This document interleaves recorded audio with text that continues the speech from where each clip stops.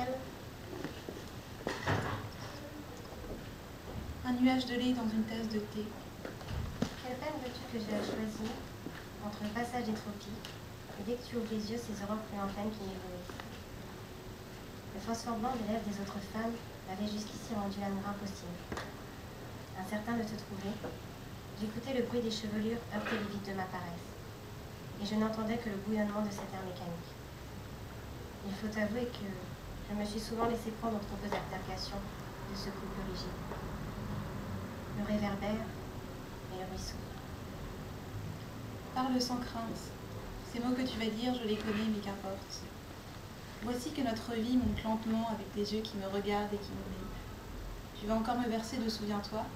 Te souviens-tu? Il faut se tenir à une certaine distance pour éveiller l'écho. Avec tout ce que nous aimons, l'espoir est d'arriver là-bas, les bras tendus, à entourer le tronc de cet arbre supraterrestre. Les 1001 nuits se fondent dans l'une des nôtres. J'ai rêvé que nous nous noyions. Il paraît que la statue qui domine la tour Saint-Jacques a laissé la couronne d'immortel qu'elle tenait à la main. Comment te plais-tu dans ton nouvel appartement? Le bureau de mon mari donne sur le jardin du Palais Royal.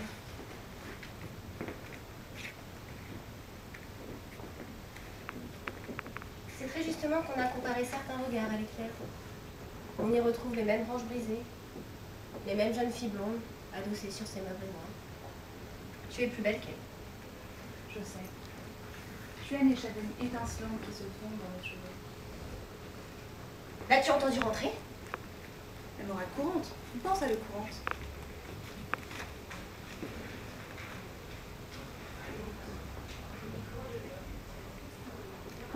Le charme est dans cette chanson liquide, admirable. Les fils des enfants du catéchisme. Plus besoin. De quoi parlez-vous? Une patience d'ange. J'ai une patience d'ange. Il louerait une villa, un pied-à-terre pour la saison. Beaucoup de liens. Comme tous les autres hommes, il est tour à tour l'esclave de sa fatigue et de sa joie.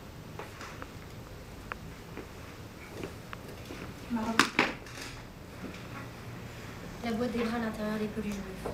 Alors, La chair ou les perles, scaphandrier dans les angles de cristal, tout ce qui tient à un fil. le paradis commence où tout nous semble. Le jour gris ardoise a des cornes de bleu.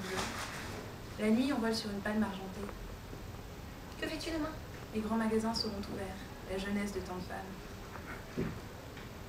Ah, l'inspecteur qui se trouve devant, près de la porte. L'ascenseur, monsieur, s'il vous plaît. Le sourire des vendeurs. Une toute autre de café. Quoi penses-tu? La douceur de vivre. Tout le monde s'en mêle. Tu ressembles à ces employés qui, à l'arrêt des trains, passent avec un marteau le long des roues. Je me suis souvent demandé quelle peut être en rapide et en amour la vitesse des mots allant de la muraille arrière à la muraille avant du compartiment à couchette ou autre. Tu n'as pas froid? Quelle heure est-il? Paul. Mon bonheur est doux comme les oiseaux affamés. Tu peux jouer en baissant les paupières ou en fermant les poings. Je consens à être désespérée. J'ai tellement pensé à toi depuis l'autre jour. Parle. Les mots que je voudrais dire filent au ciel comme les étoiles que tu regardais. Tu ne veux plus rire? Lorsque tu es loin de moi, c'est ton rire que j'entends d'abord.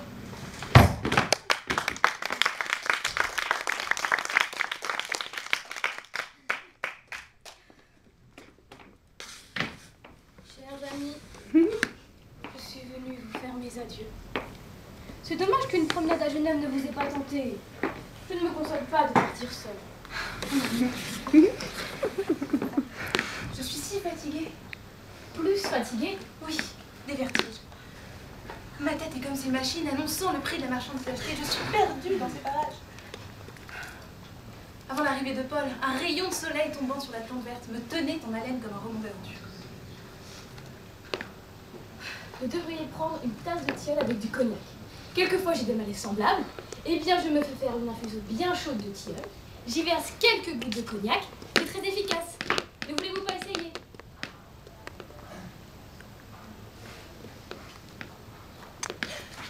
Non, je vous remercie. Ce sera rien. Qu'on ne s'occupe pas de moi, je me trouve déjà si ridicule. Il n'y a rien de ridicule.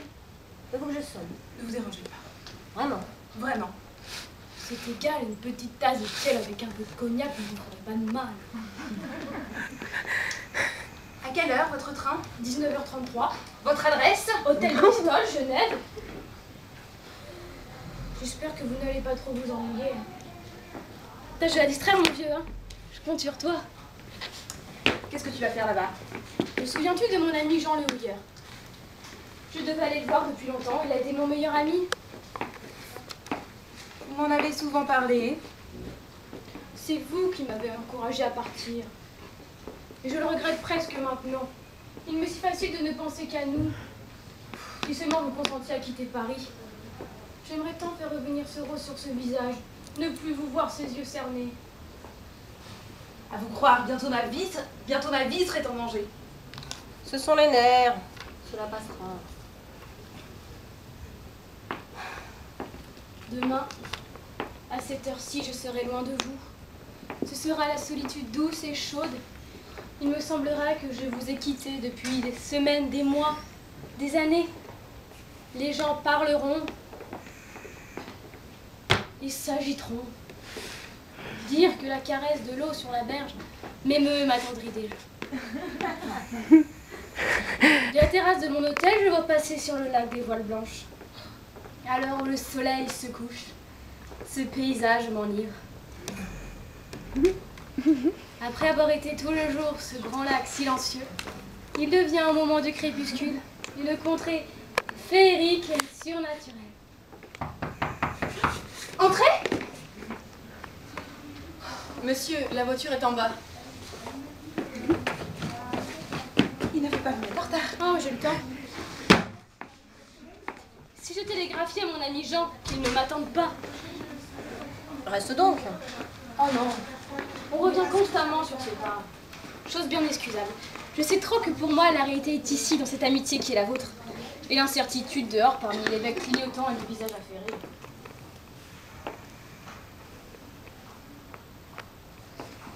Les gares sont de grandes tentations auxquelles on résiste autant qu'on peut. Sur quoi poser les yeux quand elles ne sont plus? On n'emporte pas un bout de papier peint, rien. Que la sécheresse de l'indicateur et la faculté de lier conversation avec le premier vu. Valentine? Quoi? Je m'en vais. À jeudi.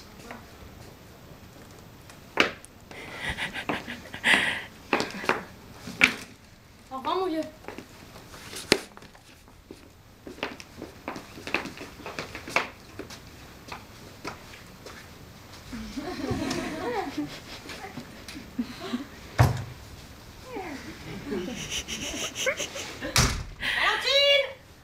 Quoi?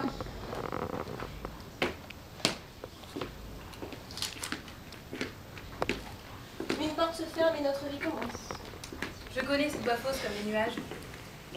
Tu n'as donc pas compris que tous ces gestes, que tous ces mots qui s'approchent de toi meurent si tu ne les accueilles pas?